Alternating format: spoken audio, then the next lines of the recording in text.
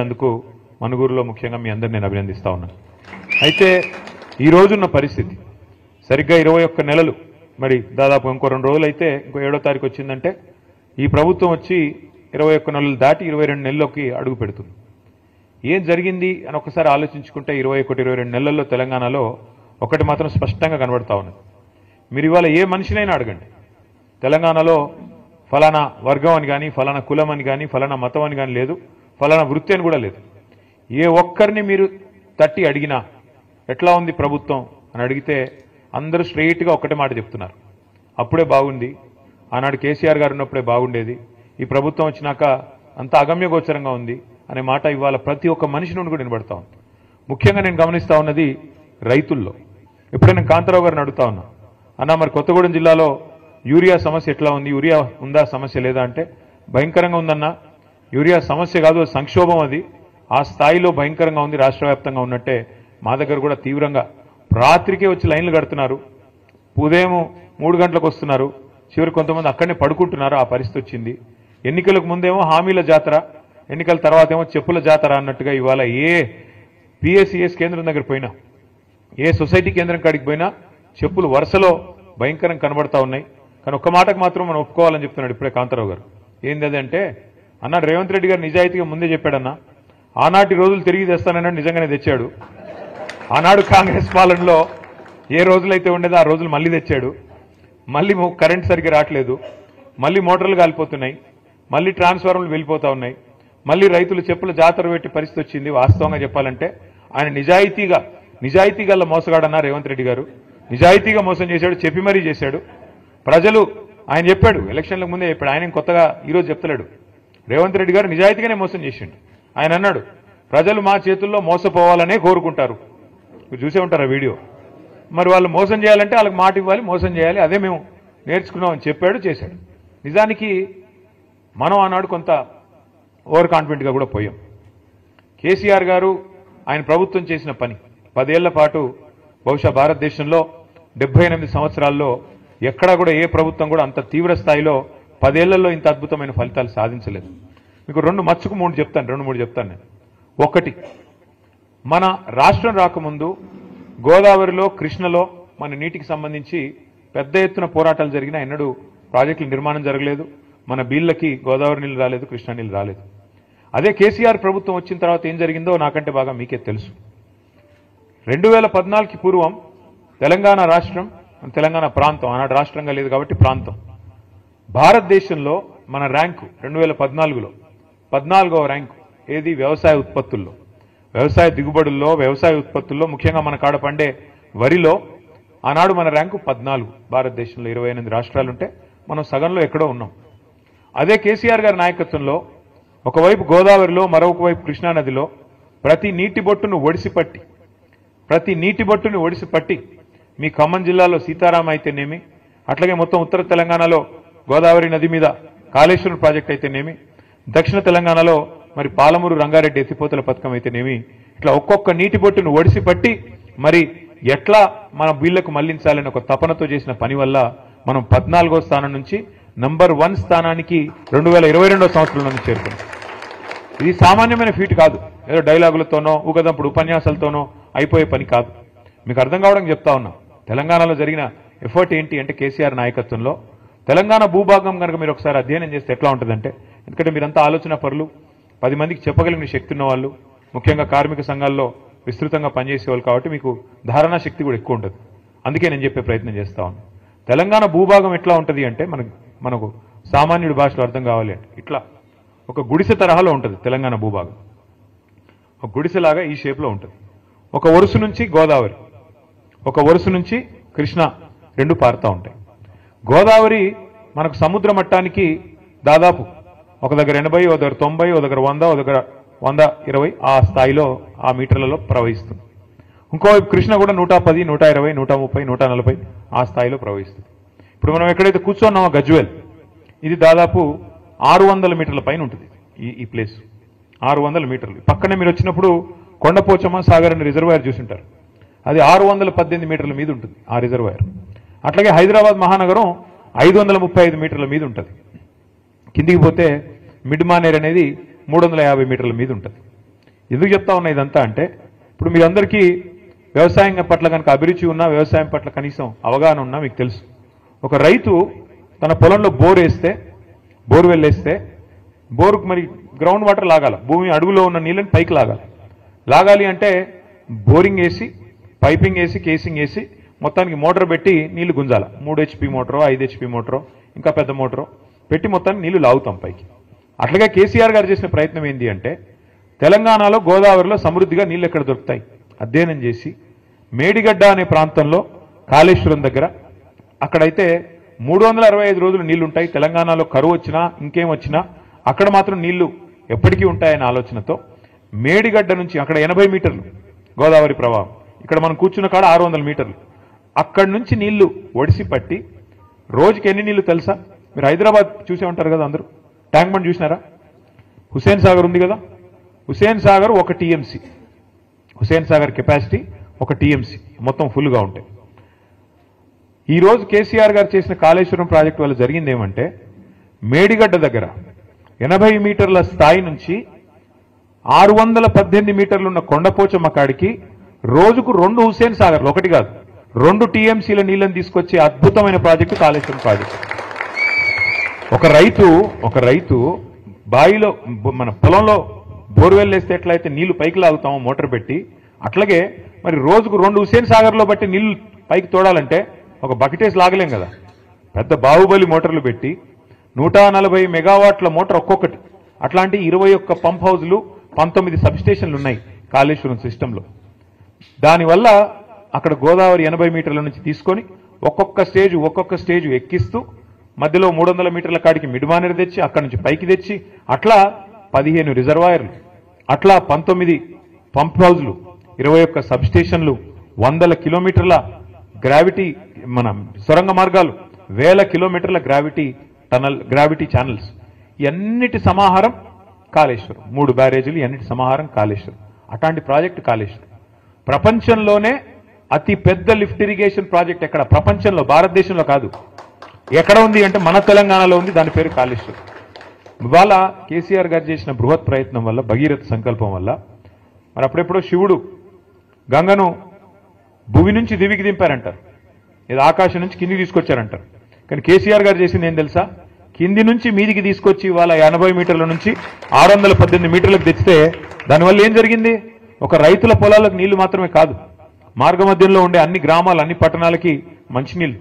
అట్లాగే ఇప్పుడే నేను మీకు చెప్పాను, హైదరాబాద్ మహానగరం 535 మీటర్ల మీద ఉంటుంది. ఇప్పుడు మనం కూర్చున్న ప్రాంతం కొండపోచమ్మ సాగర్ 15 TMCల సామర్థ్యం, అంటే 15 హుస్సేన్ సాగర్ల సామర్థ్యం.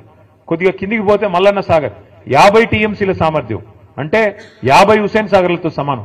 ఈ రెండు కూడా హైదరాబాద్ నెత్తి మీద కుండబెట్టినట్టే. ఈ రెండు శాశ్వతంగా హైదరాబాద్ అనే మహానగరానికి ఇవాళ 1 కోటి జనాభా ఉన్నారు, రేపు 3 కోట్లైనా ఇబ్బంది లేకుండా రాబోయే 50 సంవత్సరాలు హైదరాబాద్ మహానగరం యొక్క తాగునీటి గురించి కూడా ఆలోచించిన ఒక దార్శనికుడు, విజనరీ లీడరు మన నాయకుడు కేసీఆర్ గారు.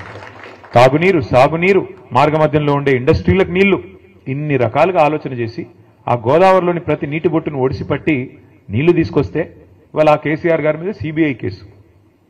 మాట్లాడితే తెల్లారులేస్తే బీజేపీ, కాంగ్రెస్ కత్తులు దూస్తారు.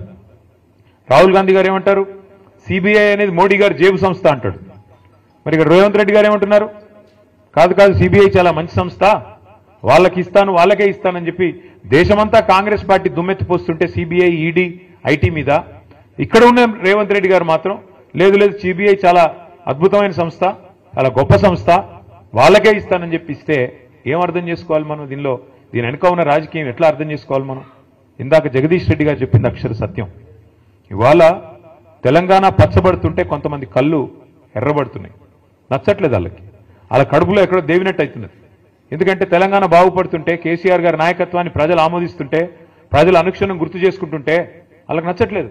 ఇక్కడ కార్మికులు బాగుండకూడదు, ఇక్కడ రైతులు బాగుండకూడదు, ఇక్కడ దరిద్రం తాండవిస్తేనే మన రాజకీయం సాగుతుంది అనే విధంగా ఇవాళ కాంగ్రెస్, బీజేపీ రాజకీయం చేసి ఇద్దరు కలిసి కేసీఆర్ గారి మీద ఏదో రకంగా కక్ష సాధింపు, ఏదో కేసు పెట్టి ఏదో రకంగా బదనాం చేసి ప్రజల్లోకి పోయి ఏదో ఒకటి చేయాలా అని ఒక దుర్బుద్ధితో వ్యవహారం చేస్తూ ఉన్నారు. 21 నెలల్లో కాంగ్రెస్ ప్రభుత్వం సాధించింది ఏందయ్యా అంటే ఏమీ లేదు, ఉత్త శుష్కప్రియాలు, శూన్యహస్తాలు, డైలాగులు తప్ప తెల్లారు లేస్తే ఒక్క పని జరిగిందా? ఆ డైలాగులు కూడా ఎంత నికృష్టమైన డైలాగులు. ప్రపంచంలో ఎవరైనా సరే అప్పు లేని మనిషి ఉంటాడు ఎవడన్నా? ఉన్నారా ఇక్కడ ఎవరన్నా? ప్రభాకర్ గారు మీకు అప్పు ఉందా లేదా? అప్పు లేనివాడు ఎవడు ఉంటాడా? అందరికీ ఉంటుంది అప్పు. అప్పు లేకుండా పనులు అవుతాయా? అప్పున్నా ఎన్ని తిప్పలున్నా లోపల బనీనికి పొక్కలున్నా పైకి వెళ్ళి మాత్రం మంచి అంగి వేసుకుంటామా లేదా? మంచి అంగి వేసుకొని కడక్ అంగి వేసుకొని వస్తాం. ఎందుకు? మళ్ళీ ఎవడన్నా అప్పు ఇవ్వాలి కదా. దుకాణం నడవాలంటే తెల్లారి మరీ అప్పు పుట్టితేనే కదా నడిచేది, రొటేషన్ కదా. అట్లుంటుంది వ్యవహారం. కానీ మన ముఖ్యమంత్రి ఏమంటున్నాడు? అప్పే పుట్టట్లేదు అంటలేదు. అది ఘోరం. నా రాష్ట్రం మొత్తం సంగనాకి పోయింది, నా రాష్ట్రం క్యాన్సర్ పేషెంటు, నా రాష్ట్రం ఎయిడ్స్ రోగి. ఎవడిస్తాడు మరి అప్పులు? చివరికి ఏమంటున్నాడు ముఖ్యమంత్రి గారు ఈరోజు? చాలా విచిత్రం. నేను ఢిల్లీకి పోతే నాకు అపాయింట్మెంట్ ఇవ్వట్లేదు, ఎక్కడ చెప్పులు ఎత్తుకపోతాడేమో అని భయపడుతున్నారు.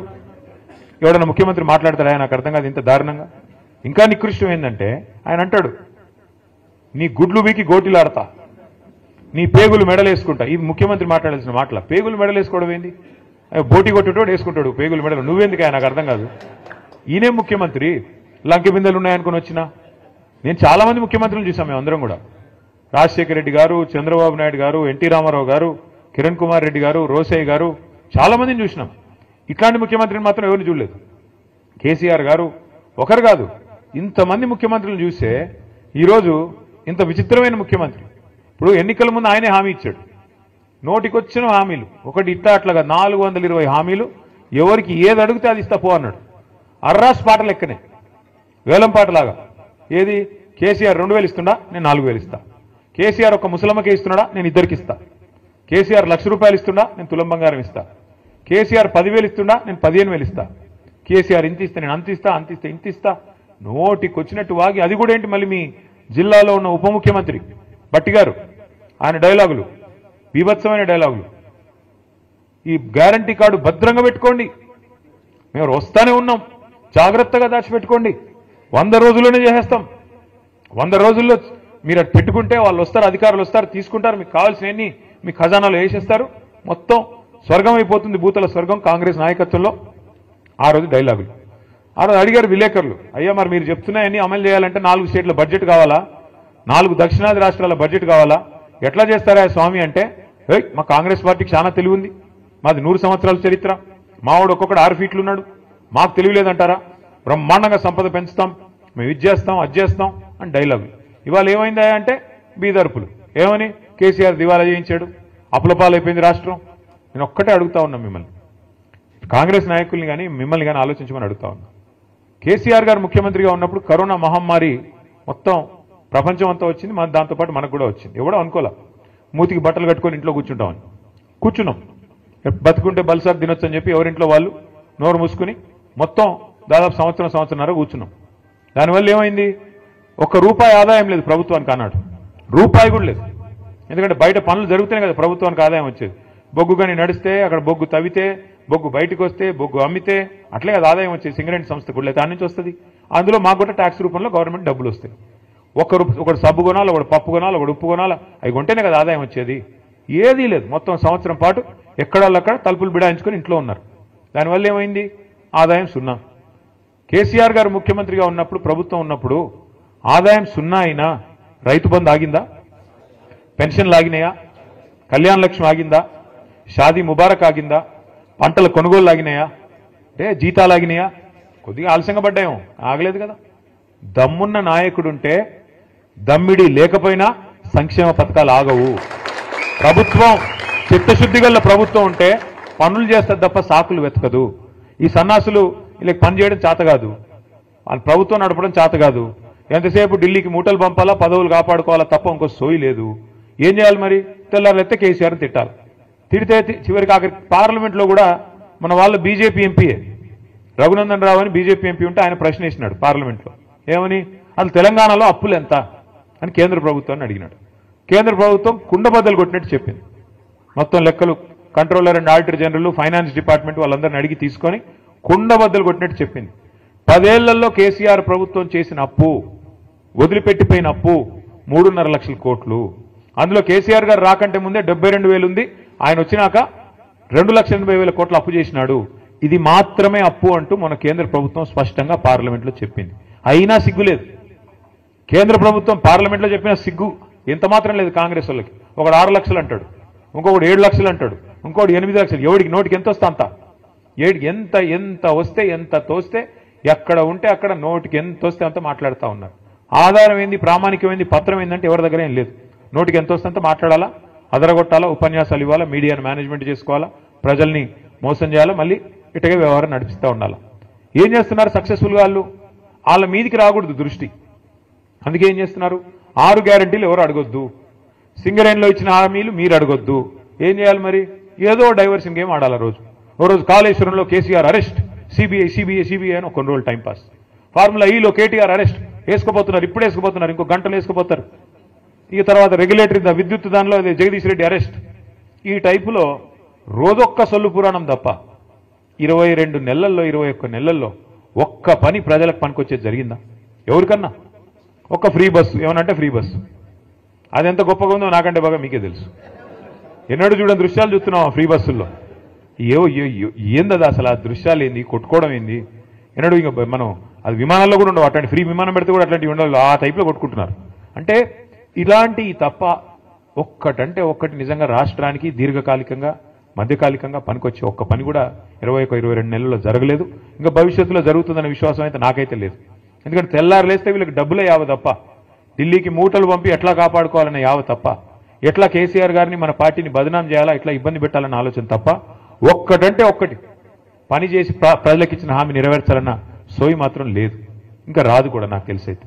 నేను మిమ్మల్ని అందరినీ దయచేసి ప్రార్థించేది ఒకటే, మరి చాలా దూరం నుంచి 300-350 కిలోమీటర్ల దూరం నుంచి కూడా మీరందరూ వచ్చినారు, దానికి ధన్యవాదాలు.